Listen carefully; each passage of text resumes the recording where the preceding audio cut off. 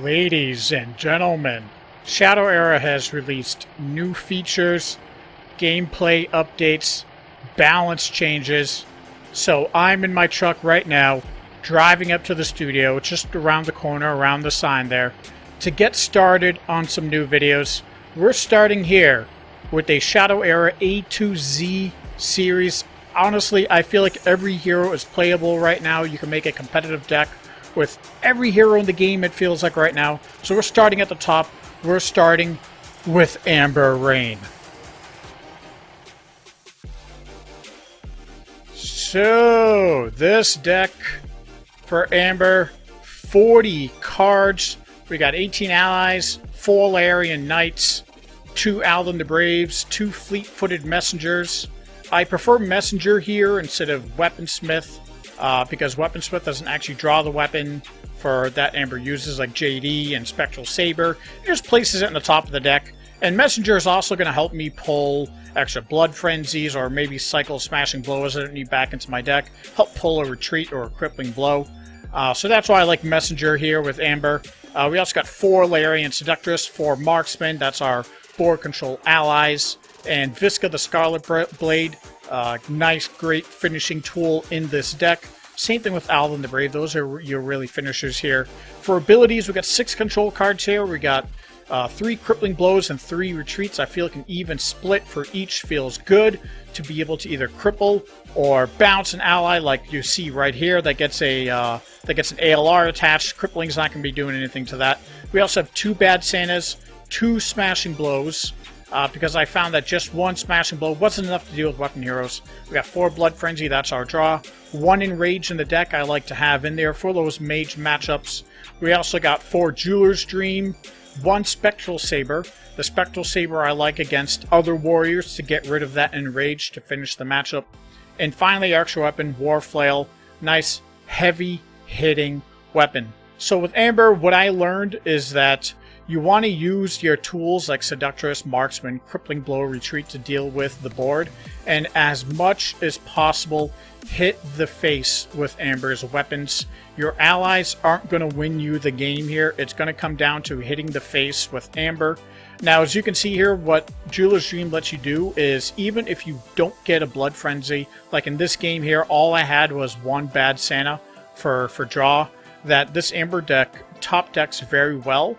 And because Jeweler's Dream is renewing all those resources, you don't need a high resource count. So you can save these cards in your hand, still playing multiples a turn without having to sack a lot here. I would say the biggest weakness for this deck is dealing with a fatty spam. That's why we have these extra retreats here. So you can see that in this game, I'm really pumping the retreats into the fatties that Lance is trying to drop. Seductress is also going to help with that. Same thing with Crippling Blow. You just have to watch out for ALR if you're trying to rely on cripples. But ideally, you are killing these heroes before they have a chance for their fatties to really have an impact. I would say the most difficult time that I had testing this deck was actually against Elementalis. Reika, also Humonk Reika, also a lot of problems. I would say Humonk Reika more, especially if Reika gets the start that she wants. Her board actually builds up faster and bigger than an Elementalis on an equally ideal start. So I would say those decks that build a lot of big allies very early give Amber a hard time. She doesn't have a board clearing ability. The best case scenario that she has is Marksman, especially if she's also dealing with steadfast allies that are sticking onto the board. That's the matchups that Amber, to me, has a hard time against. And mages, even with Enrage, it's hard for... Actually, mages I actually did really well against because of that Enrage. Now that this is done, let's head back and hang out in the cabin, keep talking about Amber. I gotta say that, yeah, you really want to hit the hero hard.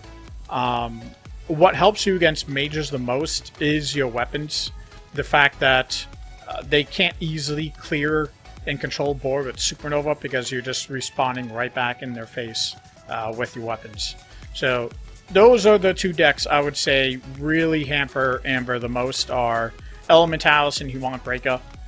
If you can match up against those decks, I think you'll do very well with Amber.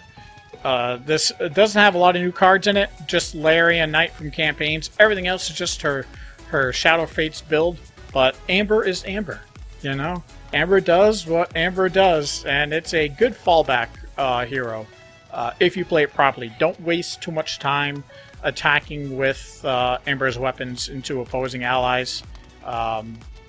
Even if you have to leave an ally on the board, I think I left a DMT on the board for like 3 turns, just stunning it and with Seductress and letting it hit me because I was hitting the opposing hero for more.